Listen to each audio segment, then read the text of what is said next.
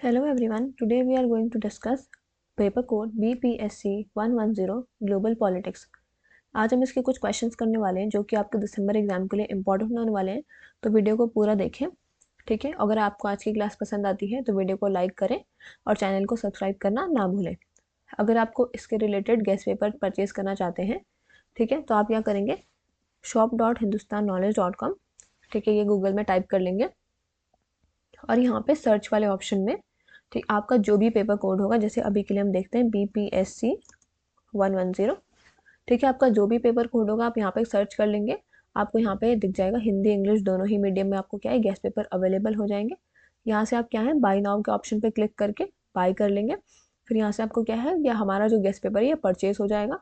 ठीक है, अगर आपको यहाँ वेबसाइट से परचेज करने में कोई भी प्रॉब्लम आती है तो आप क्या करेंगे, सिंपली यहाँ पे हमारा व्हाट्सएप नंबर दिया गया है 9580023321, ये हमारा व्हाट्सएप नंबर है।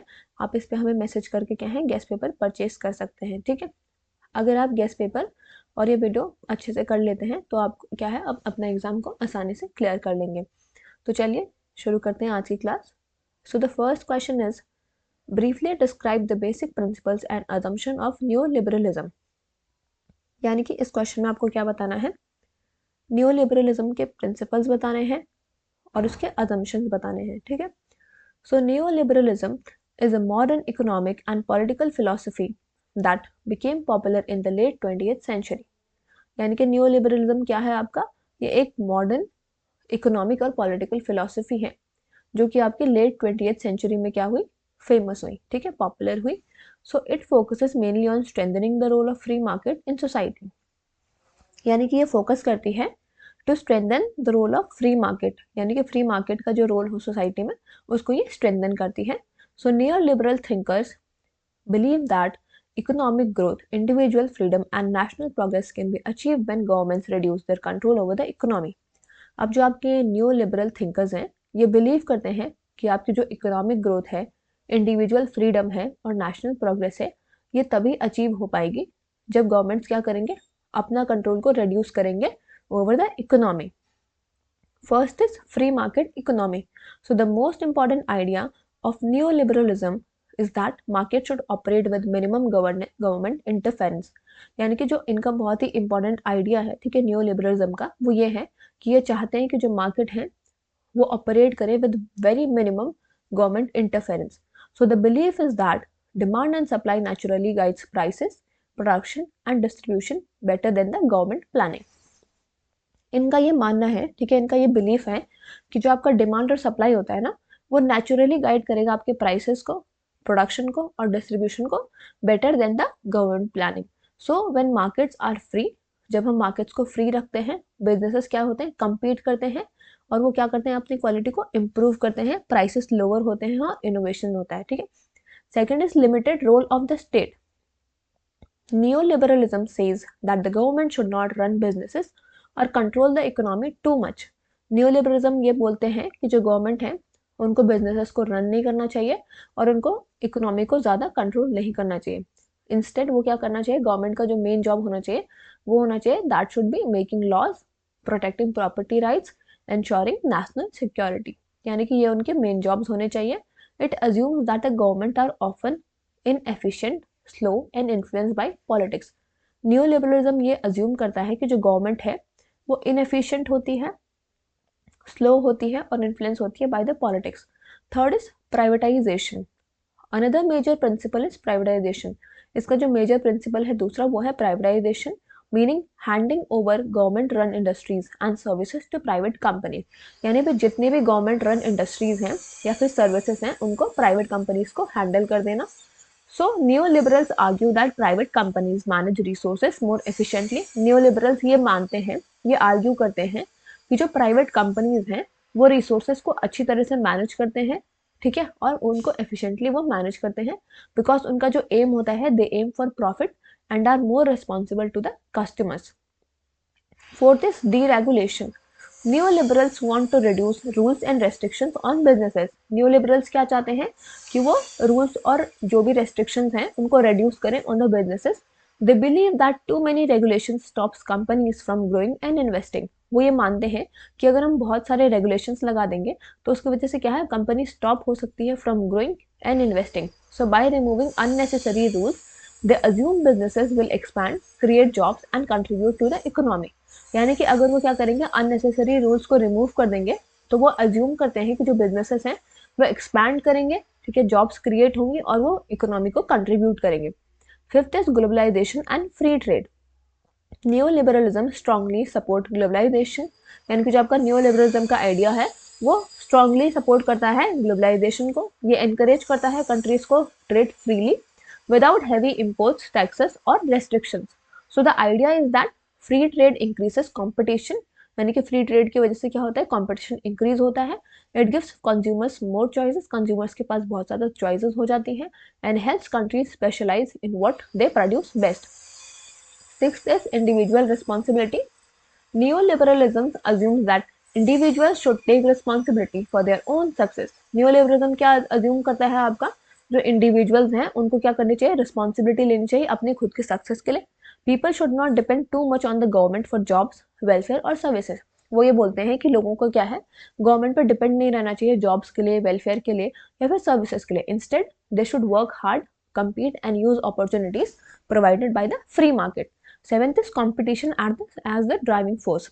A key assumption is that competition leads to progress.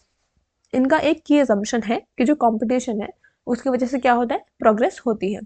So when companies compete, they try to do better than others. यानी कि जब कंपनीज compete करेंगे तो वो क्या करेंगे, वो ट्राई करेंगे कि वो एक दूसरे से बेटर करें.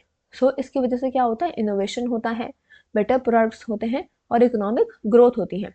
In conclusion, we can say that, in simple words, neoliberalism believes that society works best when the market is free, the government is limited, and the individuals have maximum economic freedom. Simple words में बोले तो neoliberalism ये believe करते हैं कि जो society है वो बेस्ट तभी काम करती है जब हम मार्केट को फ्री कर देते हैं, गवर्नमेंट का रोल लिमिटेड कर देते हैं और इंडिविजुअल्स को हम मैक्सिमम इकोनॉमिक फ्रीडम देते हैं. So while it encourages efficiency and growth, critics argue it can create inequality. यानी कि ये क्या करता है, एनकरेज करता है एफिशिएंसी और ग्रोथ को, पर क्रिटिक्स जो हैं, इसके जो क्रिटिक्स हैं वो आर्ग्यू करते हैं कि इसकी वजह से इनइक्वालिटी क्रिएट हो सकती है. However its principles continues to influence many modern economies. तो यहाँ पे आपका ये पहला क्वेश्चन कंप्लीट होता है.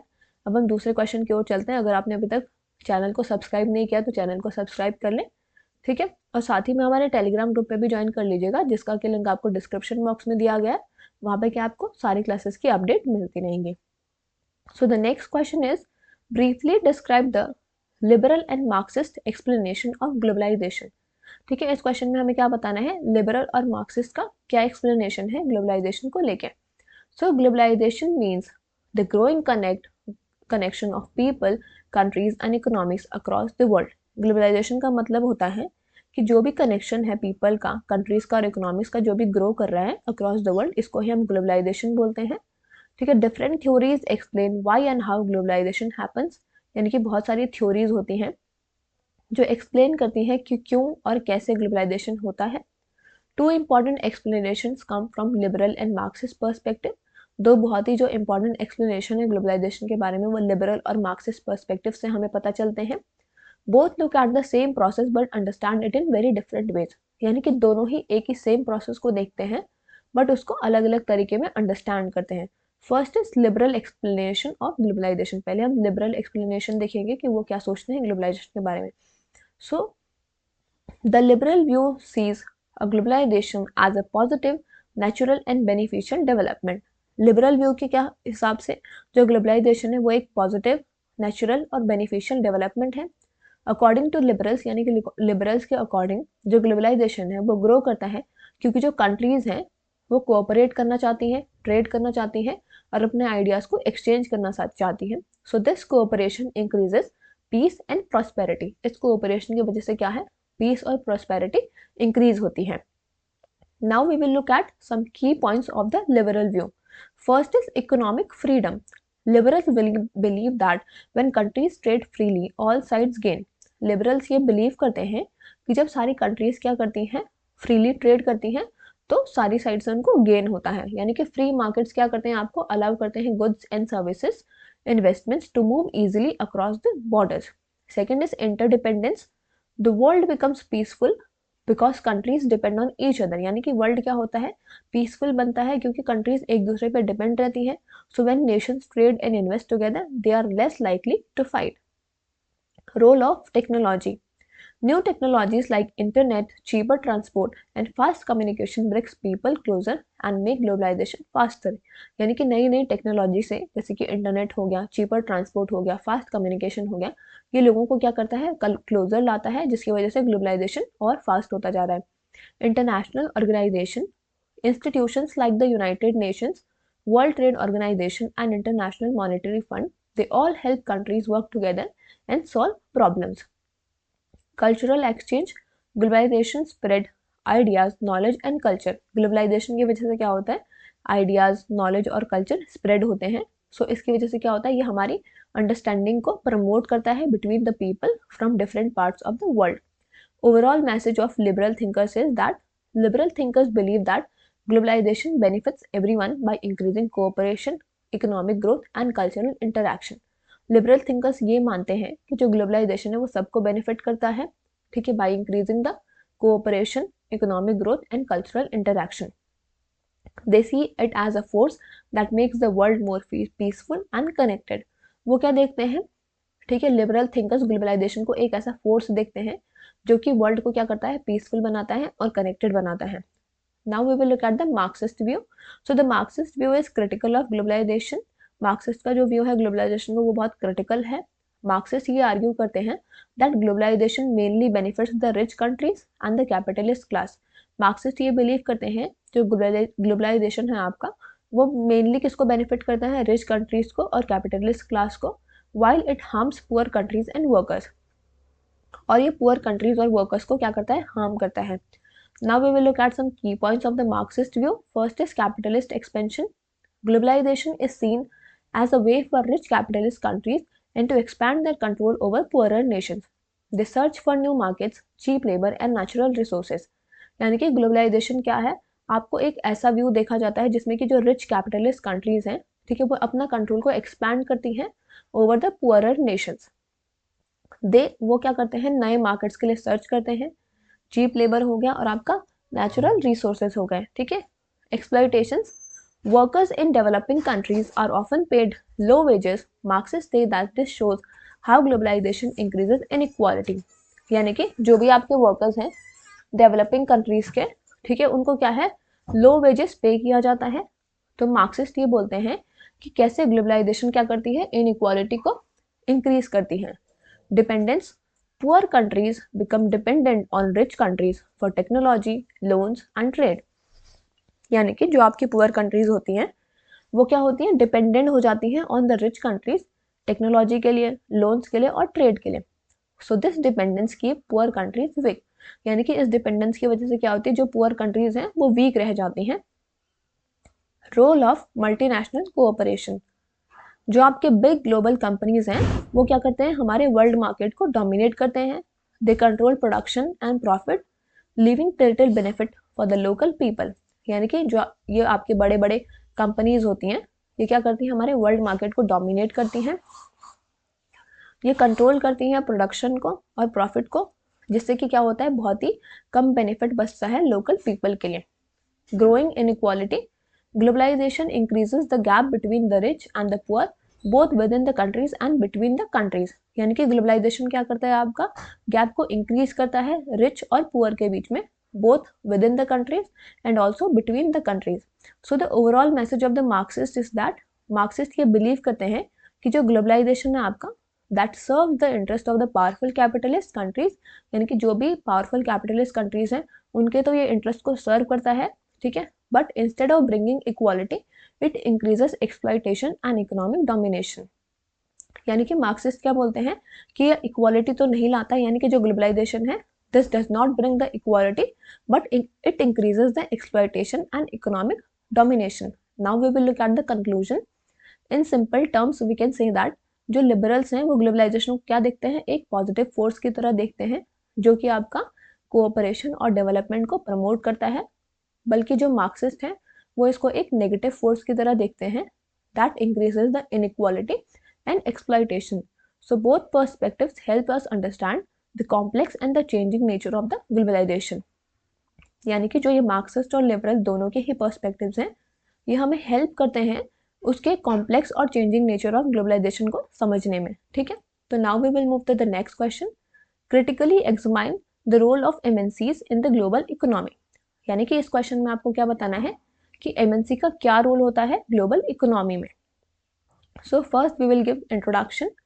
MNCs, that is multinational corporations, they are the large companies that operate in many countries. यानी कि MNCs क्या होती हैं, ये बहुत बड़ी बड़ी कंपनीज होती हैं जो कि अलग अलग कंट्रीज में क्या करती हैं, ऑपरेट करती हैं. So they play an important role in shaping trade, investment, technology and employment across the world.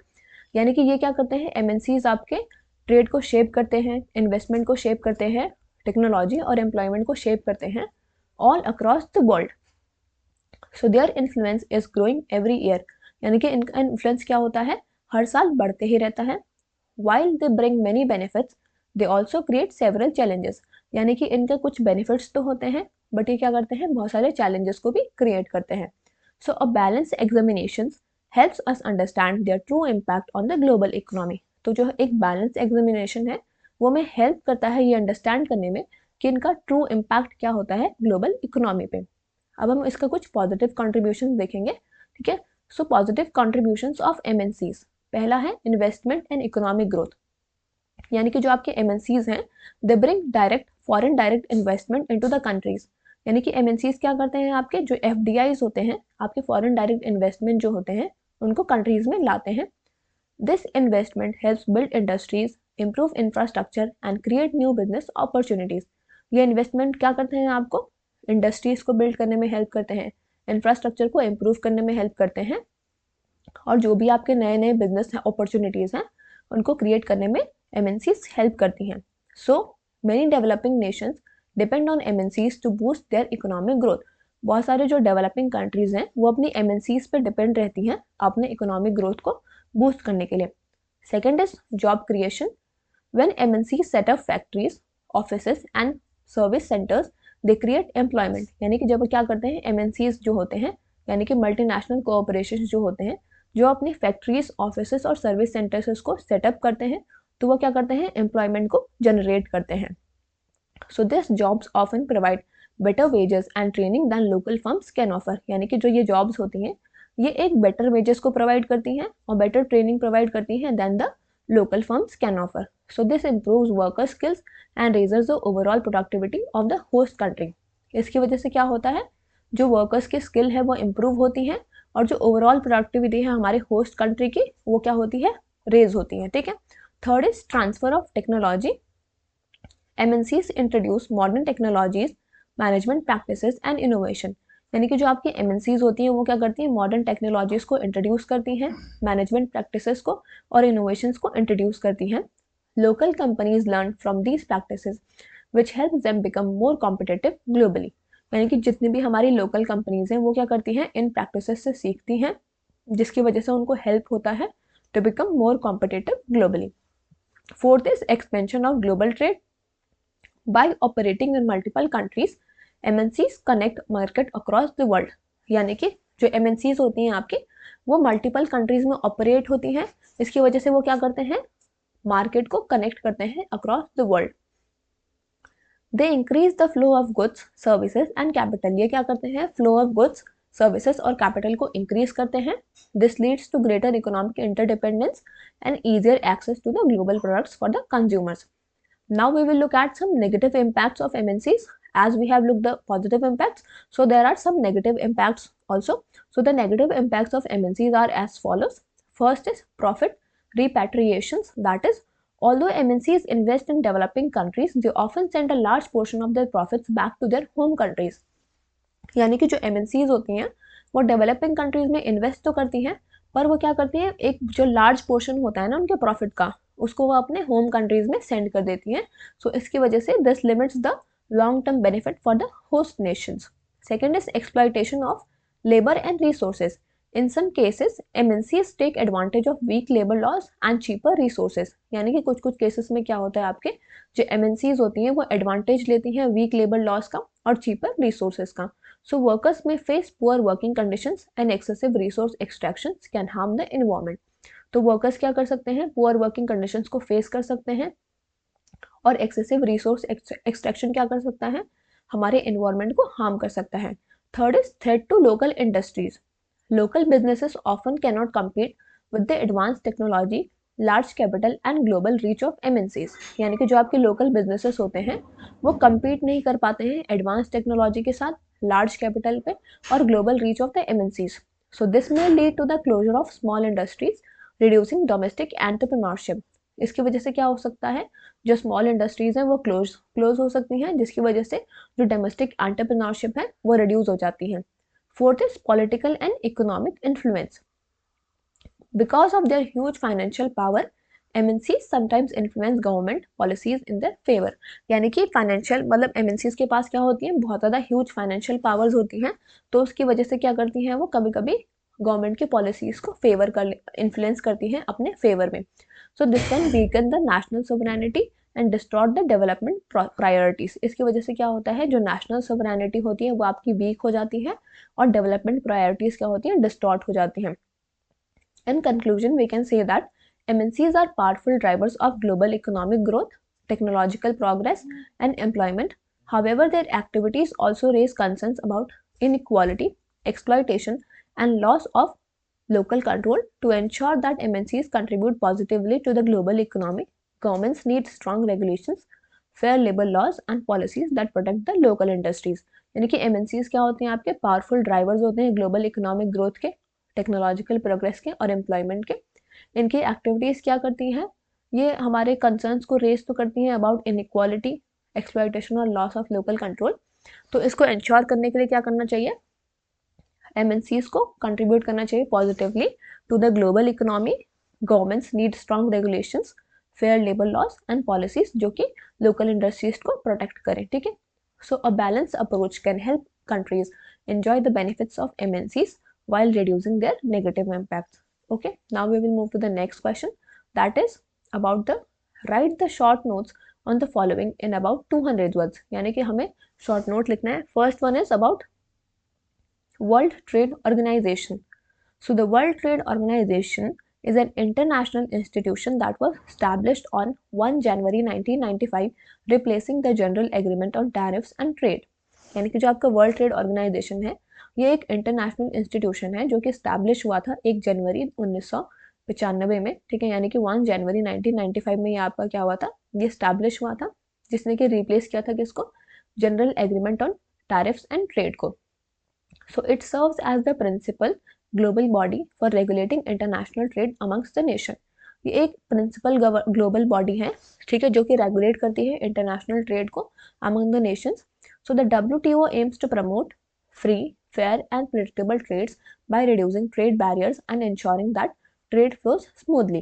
यानी कि WTO का एम क्या होता है कि ये फ्री, फेयर और प्रेडिक्टेबल ट्रेड को प्रमोट करे, ट्रेड बैरियर्स को रिड्यूस करे और इंश्योर करे कि जो ट्रेड फ्लो है वो स्मूथली हो. सो इनका जो प्राइमरी फंक्शन होता है वो इंक्लूड करता है ट्रेड को एडमिनिस्टर करना, administering all the trade agreements, acting as a forum for the trade negotiations, monitoring the national trade policies and resolving the disputes through its established dispute settlement body. यानी कि इनकी एक क्या होती है, dispute settlement body भी होती है जो कि disputes को resolve करती है. So the WTO covers a broad range of trade issues including goods, services and intellectual property. यानी कि जो WTO है वो बहुत ही क्या करती है, broad range of trade issues को कवर करती है, जैसे कि आपका गुड्स, सर्विसेज और इंटेलेक्चुअल प्रॉपर्टी हो गए. Its decision making is largely consensus based. यानी कि जो इनका डिसीजन मेकिंग पावर होता है वो लार्जली कंसेंसस बेस्ड होता है. And it operates through ministerial conferences, councils and committees. Although the organization has contributed significantly to the expansion of global trade. यानी कि जो WTO वाली ऑर्गेनाइजेशन है इन्होंने क्या करा है, सिग्निफिकेंटली कॉन्ट्रीब्यूट किया है expansion of the global trade में. It also faces criticism for favouring developed nation. इनको क्रिटिसिज्म भी फेस करना पड़ता है, ठीक है, for favouring the developed nation, slow negotiation processes and challenges in addressing issues like agricultural subsidies and digital trade. Nevertheless, the WTO remains a central to maintaining a rules-based international trading system. तो इस तभी भी क्या है, जो WTO है वो क्या करता है, वो एक central to maintaining a rules based international trading system है। Second is GATT, that is general agreement on tariffs and trade. The General Agreement on Tariffs and Trade was established in 1947 as the multilateral treaty aimed at promoting international trade by reducing tariffs and other trade barriers। यानी कि जो आपका general agreement on tariffs and trade है, ये establish हुआ था 1947 में एक मल्टीलेटरल ट्रीटी के साथ, जो कि एम करता था कि वो इंटरनेशनल ट्रेड को प्रमोट करेंगे by reducing the tariffs and the trade barriers. So originally conceived as a temporary arrangement until a full international trade organization could be formed। यानी कि ओरिजिनली इसको एक टेम्पररी अरेंजमेंट के साथ कंसीव किया गया था जब तक कि एक full international trade organization form न हो जाए। तो GATT nonetheless become the primary framework governing global trade for the nearly 5 decades। It consisted of a set of rules and schedules through which member nations committed to tariff reductions and non-discriminatory trade practices under the most favored nation principle।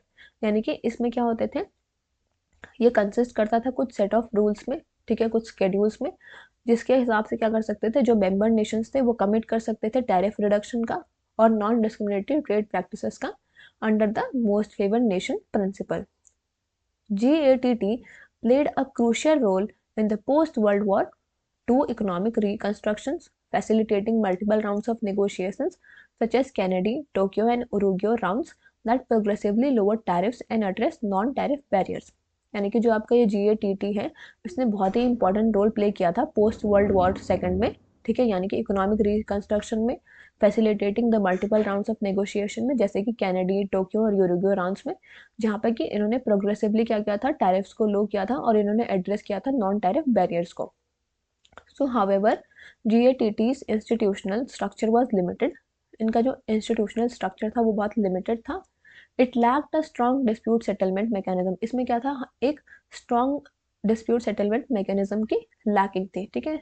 So did not adequately address emerging sectors like services and intellectual property. तो इसने क्या किया था, adequately address नहीं किया था जो भी इमर्जिंग सेक्टर्स थे, जैसे कि आपका सर्विसेज हो गया, इंटेलेक्चुअल प्रॉपर्टी हो गई। So the shortcomings eventually led to the creation of WTO in 1995।